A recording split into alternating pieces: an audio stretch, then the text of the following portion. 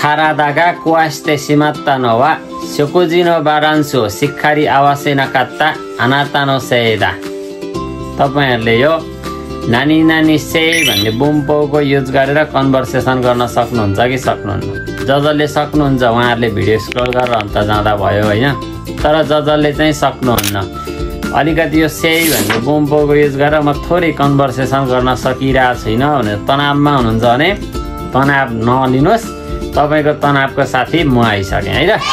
आज आउनुस् यो से भन्ने बुम्पोको युज गरेर कन्भर्सेसन गर्न सक्ने हौं है त। सबभन्दा सुरुमा यसको परिभाषा हेरौं कस्तो बेलामा प्रयोग गरिन्छ त। मैले बनाएको भिडियोहरु तपाईलाई काम लाग्दै छ भनेदेखि मेरो युट्युबमा गएर हेरिदिनु होला। मैले थप यस्तै भिडियोहरु बनाएको छु।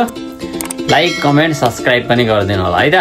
से वा वारुई केखानी नाता रिउ हो चुयोको इताइ त किने छकाइमास भनेर भन्छ। नराम्रो कारण नराम्रो रिजल्ट आउनुको कारण चाहिँ यो हो भनेर भन्नुपर्दा प्रयोग गरिन्छ।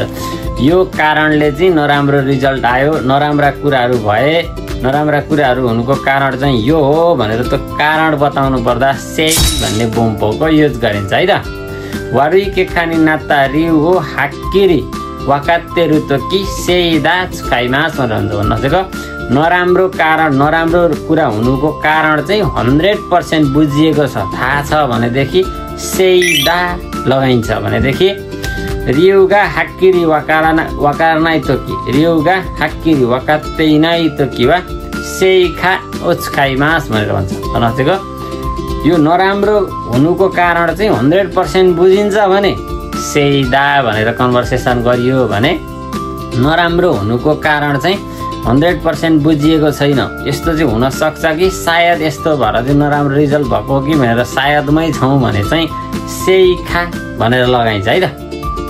परिभाषा बुझ्नुभयो? कुनै कुरा कुनै नराम्रो कारण चाहिँ कुनै नराम्रा कुराहरु चाहिँ यी कारणले भयो भनेर भन्नुपर्दा प्रयोग गरियो है त। 100% यही कारणले चाहिँ नराम्रो कुरा भयो भनेर थाहा छ भने सेइदा भनेर लगाइयो। नराम्रो कुरा चाहिँ भयो तर 100% चाहिँ छैन, सायद यसले चाहिँ हुन सक्छ भनेर सायदमै छौं भने चाहिँ सेइखा भनेर लगाइयो है त। परिभाषा भयो। अब प्रयोग गर्ने तरिका हेरौं।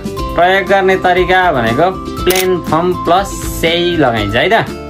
भर्बमा प्लेन फर्म प्लस सेइ, केओसीमा पनि त्यही, ना केओसीमा तपाईको ना प्लस सेइ नै लगाइन्छ। जस्तै हैन हिमाना से हैन अथवा हेताना से ना केओसीमा ना प्लस सेइ लगाइन्छ है त।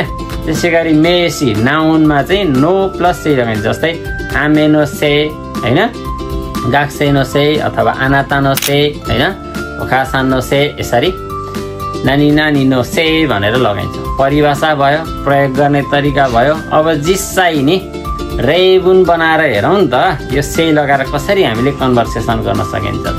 जस्तै रेबुनबाट हेरौं है त। मैले अगाडि पनि भनेको थिएँ खारादागा कुवास्ते सिमात्तानो वा शोकुजिनो बारान्सु ओ शिक्खारी आवासे नकात्ता आनातानो सेदा भनेर भन्न सक्यो। भन्न खोजेको शरीर बिग्रिनु अथवा रोग लाग्नु, शरीरमा रोग लाग्नु चाहिँ खानपानमा ध्यान नदिएको, खानपानमा ब्यालेन्स नमिलाएको तपाईको कारणले हो भन्ने अर्थ दिन आउँछ। खानपानमा ब्यालेन्स नमिलाएको तपाईको कारणले चाहिँ शरीर बिग्रियो अथवा शरीरमा रोग लाग्यो भन्ने अर्थ दिन आयो है त। यस्तो कारणले भन्ने आयो। त्यसैगरी अर्को हेरौं है त। शिक्खारी बेंक्यो सिनाखात्ता सेदे निहोंगो नोर्योकु सिकेन नि फुगौखाकु नि नात्ते शिमाइमास्ता। शिक्खारी बेंक्यो सिनाखात्ता सेदे मैले राम्रोसँग नपढेको कारणले चाहिँ निहोंगो नोर्योकु सिकेन नि फुगौखाकु नि नात्ते शिमाइमास्ता। जापानिज भाषाको परीक्षामा चाहिँ क्षमतावान परीक्षामा चाहिँ म फेल भएँ भन्ने अर्थ दिन्छ। राम्रोसँग नपढेको कारणले माइनिजी शिक्खारी बेंक्यो सिनाखात्ता सेदे फुगौखाकु नि नात्ते शिमाइमास्ता भन्ने अर्थ दिन आयो। अर्को रेबुनमा के भन्न सकिन्छ भनेदेखि कोतोसिनो नाचु वा सुजुसी सेइखा खाइसुयोकु क्याकुगा रेनेन योरिस्कु नाइन्दा भनेर भन्न सकिन्छ। भन्न खोजेको कोतोसिनो नाचु वा सुजुसी सेइखा यो वर्षको गर्मी मौसम चाहिँ कुल भएर होला सायद खाइसुयोकु क्याकुगा रेनेन योरिस्कु नाइन्दा भनेको त समुद्री तटसम्म जाने पर्यटक चाहिँ हरेक वर्षभन्दा थोरै छन् भन्ने अर्थ दिने आउँछ। अब यसमा चाहिँ 100% स्योर छैन, त्यही भएर सेइखा लाग्यो। कोतोसी नो नाचु वा सुजुसी सेइखा। यो वर्षको नाचु चाहिँ अलिक सुजुसी भएर अलिक कुल भएर होला सायद। खाइसुई यो कुक्याकुगा रेनेन यरिसको नाइन्दा भन्दैछ। मतलब भन्न खोजेको पर्यटक समुद्री पर्यटकसम्म जाने पर्यटकहरू चाहिँ स्थलसम्म जाने पर्यटकहरू चाहिँ हरेक वर्षभन्दा थोरै छन् भन्ने अर्थ दिन्छ। 100% फिक्स छैन यहाँ चाहिँ। नाचु सुजुसी भएर नभएर नि हुनसक्छ, अरू नै कारणले पनि पर्यटक घट्न हुनेका हुनसक्छन्, तर जे होस् पर्यटक घटे। त्यही भएर पर्यटक सुकुनाइ हुनुको कारण चाहिँ सायद यस्तो हुनसक्छ कि भन्दैछ। 100% रिउ कारण 100% क्लियर छैन, त्यही भएर यहाँ सेइखा लाग्यो है त। यसरी हामीले 100% यस्तो हुनुको कारण यो हो भनेर भन्नु पर्यो भने से भन्ने बुम्पो लगाएर कन्भर्सेसन गरियो सक्यो भने 100% फिक्स चाहिँ छैनौ, तर कारण यस्तो हुनसक्छ सायद यस्तो है भनेर भन्नु पर्यो भने चाहिँ सेइखा भनेर लगाउन सक्यो है त। र यो सेइदा अथवा सेइखा भनेको चाहिँ पोजिटिभ फर्ममा चाहिँ कहिले पनि युज हुँदैन। यो भनेको नराम्रो कुराहरूमा मात्रै प्रयोग हुन्छ है त।